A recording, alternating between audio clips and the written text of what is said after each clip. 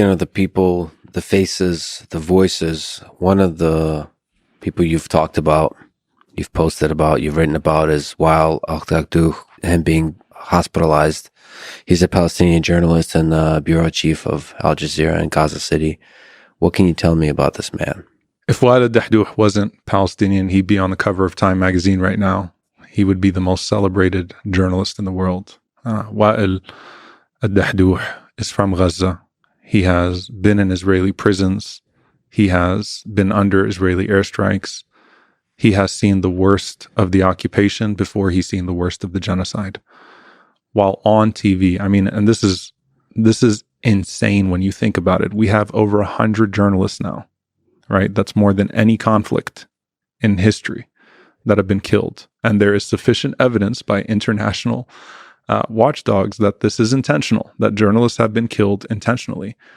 But then their families, Wael was reporting on TV when an airstrike hits his wife, 2 kids, and a grandchild.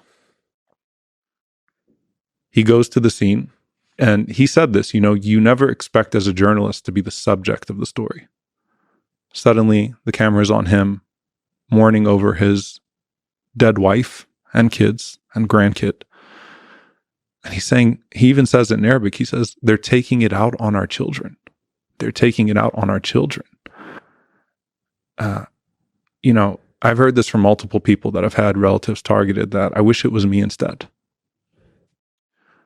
He gets back on camera the same day because he feels a responsibility to continue to cover the lives of the people of Gaza. He understands that his story, as devastating as it is not unique in regards to the people of Gaza, that there are many people whose families have been killed in airstrikes. All 2 million people have been traumatized in some way. And so he gets back on camera, tells the story again. And then he is targeted himself. His arm is struck. His cameraman, Samir Abu Daqqa, dies in front of him. He bleeds out. Wael watches him bleed out for hours. And while any aid workers try to reach them in the building that they were in, snipers would shoot all of those that were rushing to Samir. So he watches his cameraman and one of his best friends bleed out to death. Wael goes to the hospital. His arm is wrapped up, gets treatment. He's back on camera the next day. A few weeks later,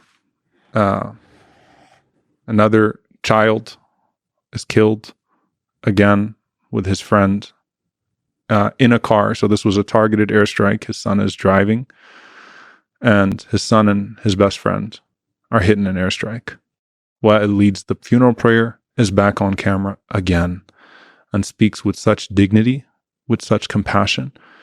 One of the things that always gets to me as a Palestinian, right, and as a Muslim too, is that we are portrayed to be these beasts and savages. Tell me a man that would be put through what Wael was put through and still stand on that pulpit and in front of the world with such dignity, with such grace. He continues to tell the story. Wael has become a hero to many of us, and he would be a hero in a world that wasn't anti-Palestinian. And unfortunately, Wael has not only lost his family, he's not only lost much of his own existence, but Wael is part of the greater story of erasure.